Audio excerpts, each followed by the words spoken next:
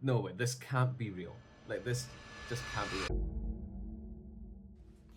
Welcome to FlipFox, where I'm trying to start a reselling business starting from nothing. Today is a huge milestone because I finally listed my first items for sale, and some of them sold a lot faster than I thought they would. I'm going to show you the whole process and exactly how much money I've made. So if you're new here, FlipFox is my gaming reselling business that I've started up from nothing. I'm showing you everything from buying the stock, cleaning it up, fixing it, reselling it, and exactly how much I'm buying and selling things for. The goal isn't to get rich, just so I can fund my gaming addiction without going completely broke. And in this video, I'm going to show you the first items that I've listed for real and exactly the whole process of how I've cleaned them up, listed them, and what they sold for at the end. So let's start with the cleanup. This is a PS2 that I've had sitting in my collection for quite some time now. It's got a bit of a sticky mark on the left hand side from some sort of sticker, but everything works. It's just in a little bit of a dusty condition. So I start with a nice little wipe down, get all the dust off, and then I'm going to bring out the alcohol wipes for the plastic. Get into the inside, give that a little bit of a wipe out as well, and some of these are absolutely filthy. Just look at the state of that cloth. Then comes out the cotton buds. This helps me get into the small areas, and I've got a little bit of isopropyl alcohol there. It's non-conductive, so it's safe to use onto the electronic parts. The state of this lid was absolutely filthy. You can see all the dust that's in the crevices there. Honestly, cleaning this one, it took a solid half an hour to do it. Thank God for time lapses.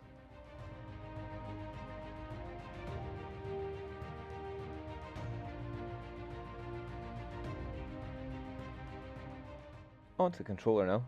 Same thing, break out the alcohol wipes.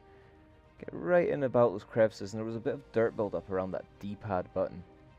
But I'm just trying to get as much of the dirt and grime off of the surface as possible. Then I broke out a toothpick just to try and get this crusty dirt off of the D-pad, and it also helps get in and about the little crevices that the cotton buds wouldn't even be able to get into. These little joins on the side, they're awful for collecting dirt. Just look at how much is coming out just on this one side. You can see it all piling up on the desk there. Absolutely filthy.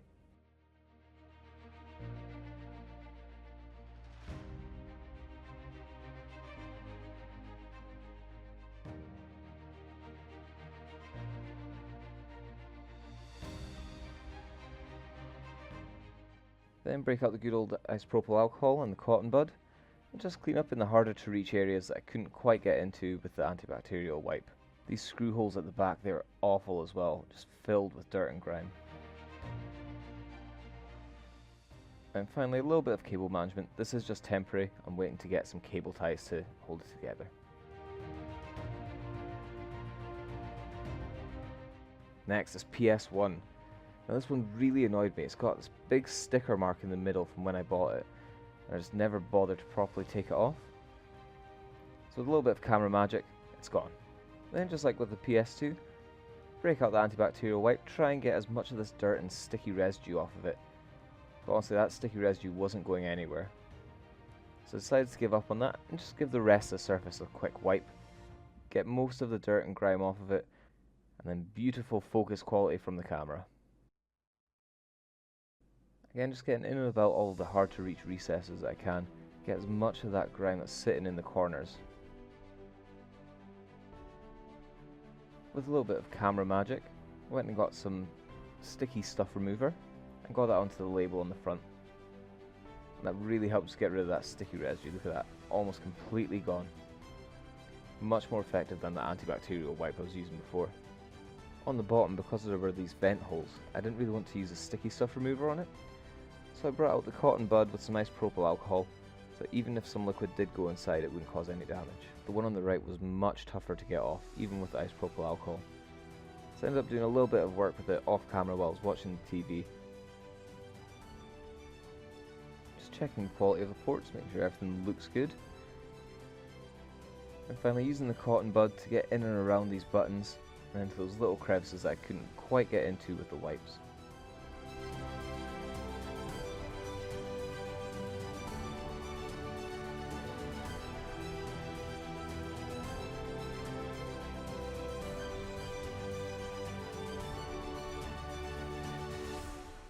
And finally, each of these ridges on the right hand side and the left hand side, getting in and about them with the cotton bud to try and clean them up.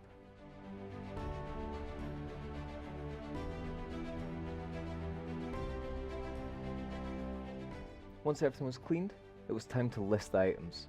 I needed to take some good quality photos. I didn't really have the budget for a professional photo booth, so I've just got 2 A3 sheets of white paper, leaned them up against my bookcases at the back, a little lamp from IKEA, and just used that as my photo booth. You can see here I've got the PS2 set up for its photo, along with the 2 games I'm going to be selling alongside it. It's been a couple of days since that last section. I've posted all of the ads onto Facebook and Gumtree. I've just had my first notification to say that someone's asked about it. I'm going to check what it's saying just now. First time I'm seeing this. This guy, he's called Barry. He's asking what else I've got. So clearly not interested in the PlayStation 2 bundle, but interested in other things. Okay, so I've just replied to him there. Said, hi Barry, apologies for the delayed response. Apparently he did send me this a couple of days ago and I didn't see it. I have quite a variety of games, PS1, 2, 3, etc, etc. And told him about the consoles I've got available as well. That if you're looking specifically for games, if you let me know what platform or genre of game you're looking for, or anything specific, then I can help you out a little bit more. Hopefully this guy, if he's not interested in PS2, he might go and get some other things from me. Might turn into some other sale. We'll see what happens. I'll update you when we get back from him. 1 minute, 37 seconds later. No way, this can't be real. Like, this just can't be real. This Barry guy, he's just got back to me, and he's just asked how much for it all. Black Friday prices. I'm going to take a second, add it all up, send him back to him, maybe give him like a 20% off discount for it being Black Friday. Who knows? If he's willing to take all of it, that's going to be a massive boost to our income right at the start of FlipFox. That'll really help get us off the ground and get some bigger and better stock in. 5 minutes later. Okay, so I've just gone through, tallied up all of the stock that I've got, already had it listed down with rough prices, so I just needed to add it up. Told him I've got about £600 worth of stuff if I sold it all for what I wanted.